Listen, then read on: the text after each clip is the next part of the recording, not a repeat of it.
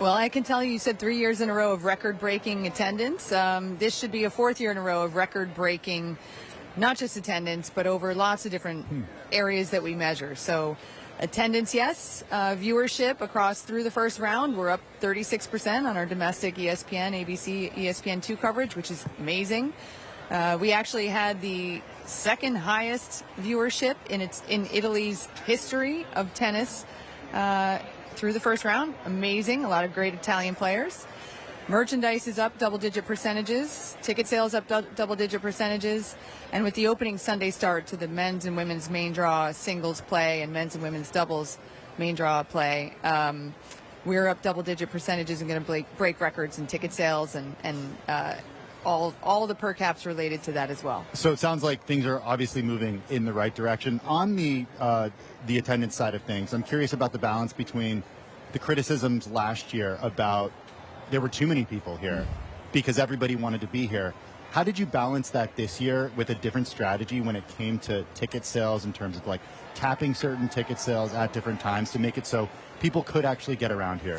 Yeah, it's interesting. I mean, we never want to restrict people that want to come from being able to come, but at the same time, we want to ensure that the people who are here on site and have, bought their tickets and paid good money and look forward to planning to being here on site have a phenomenal fan experience. So we did make the hard decision to reduce the amount of tickets that we would sell over this very busy Labor Day weekend.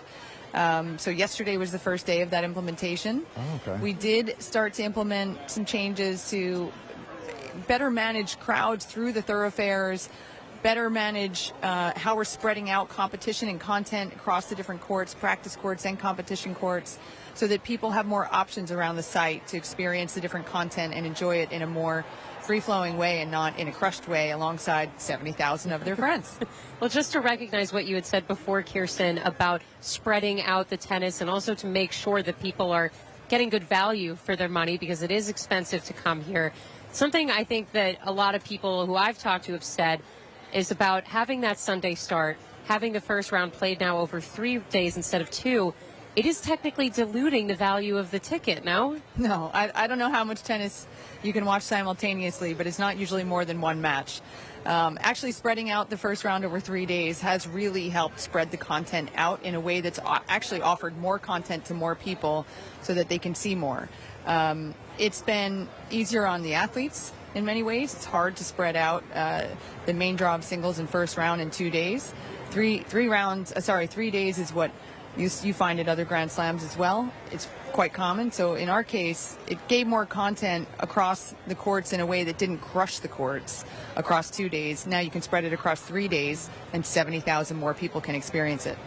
How should we think about the revenue breakdown of the U.S. Open? Ticket sales versus concessions versus sponsorships. I mean, on the sponsorship side, everybody's here, and it's also all the familiar names that have been with the U.S. Open for decades at this point. What's the revenue breakdown? So it's traditional in the way that every other live event property, whether it's sports or entertainment, is ticket sales, hospitality, sponsorship, media rights is a huge portion of how this event is fueled. So not every event gets to sell their media rights and is responsible for that. We are, like the other Grand Slams. And you do the negotiations for it, we should note. We do, and we work with our partners at IMG to help us worldwide. So what about, sorry, I just want to push on this a little bit with in terms of revenue. Like if we think about it from the perspective of, okay, ticket sales bring in this much revenue, is that the most in terms of overall revenue for the U.S. Open, or does sponsorships bring in just It is. as much? Ticket sales and premium leads. Okay. So that's still the majority of where the revenue comes from. Okay. Right. And keeping with it on the ticket sales, I mean, this is something that, as we've said, it is an expensive experience. It is a premium experience. You are getting certainly, I would say, a lot for what you pay for to come here. But it is something that people do talk about, that they get frustrated with how quickly the sales go over to the resale market. Is that something that is in your control whatsoever? I mean, to be able to sell more tickets at face value before the resale market takes over and jacks them up to however many multiples of the face value price. Yeah, well, there's two key factors at work here. One is the overwhelming demand that we experience for the event.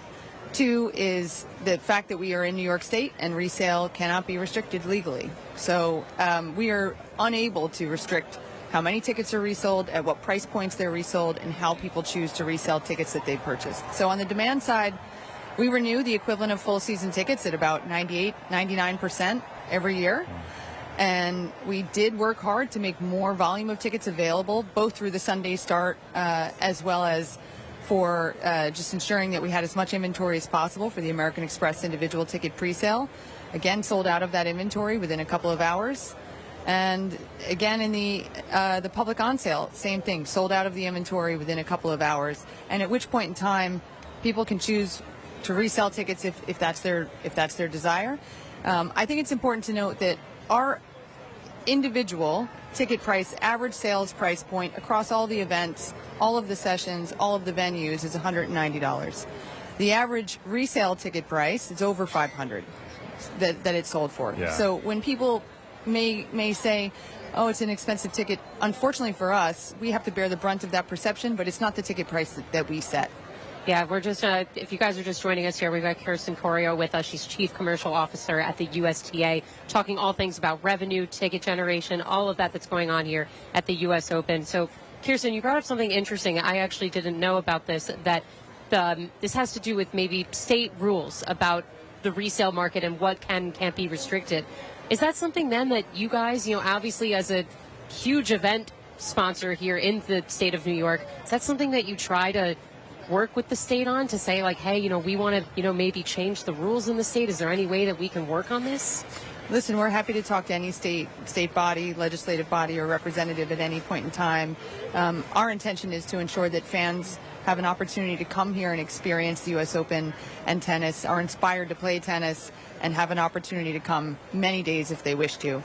To the extent that the state wants to work with us to offer more accessibility beyond the 6 days of the free open to the public fan week, we're always happy to have a conversation. But does it also tell you that you could be charging more for tickets? I know that's not a popular thing for me to say, but if you think about it, the delta between the average ticket price of a resale and the average ticket price where you're selling, there's a lot of money left on the table there. So it seems like the willingness to pay is a lot higher than you guys are marketing it for right now. It is, but it's a balance. It's a balance between wanting to retain accessibility for all types of fans, and at the same time being an event that has an obligation to deliver net proceeds back to growing the game.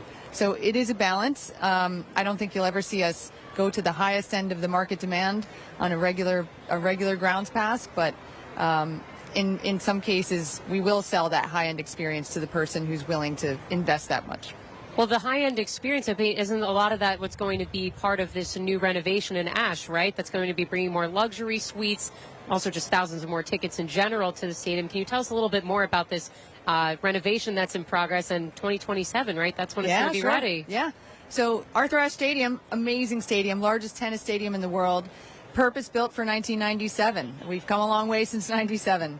And fan expectations have evolved and changed, and we need to evolve and change to meet where they are and what they expect for the next generation. So the transformation will see the addition of 2,000 net new incremental courtside seats. We have the smallest lower bowl in all of North America by proportion, perhaps. And we have way more demand for those than we can satisfy. So we're looking to be able to offer more accessibility, both for fans that want that courtside seat as well as fans that have been longtime subscribers in the next level, in the Loge level, that number one on their wish list is the ability to upgrade. As I mentioned, with a 98 or 99% renewal rate, they don't have a lot of options.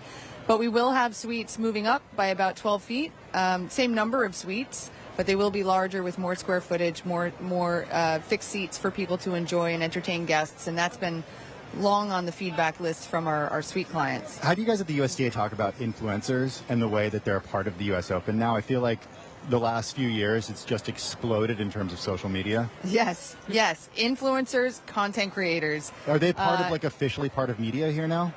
So there is something called a non-media credential that we've trialed this year for a select group of individuals that may positively be able to report on and influence audiences to be interested in tennis. Our mission is all about growing the game and inspiring people to play more often. So to the extent that there are influencers, content creators that can help us leverage the U.S. Open to do that, we're really interested in exploring it. That said, it's the Wild West out there. It's really challenging to try to harness that passion, I will say, in a way that's productive for the entire ecosystem and protects our partners who have been with us for so long here. Well, I do